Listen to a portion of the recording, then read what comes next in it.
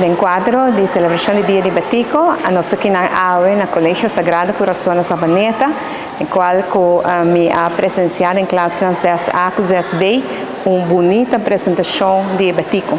Per me un video con informazioni di Batico che cultura la ha nella sua vita, però adesso è una bonita presentazione también di classe, algo molto emozionante, quasi molto impressionante per me.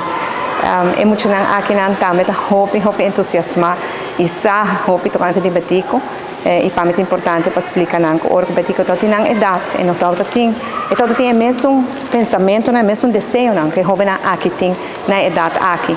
E quando a orga vira mais grande, ela faz coisas grandes para Aruba, e ojalá com nós jovens aqui, de Sagrado Coração, também para fazer coisas grandes para Aruba. Um momento hobby interativo, hobby pergunta, e me agradeço a Frau Lilith e a equipe de docentes, especialmente de A com B, para o trabalho grande que nós estamos fazendo com emocionante e que nós estamos bem preparados para celebrar o Dia de Batico esse ano aqui.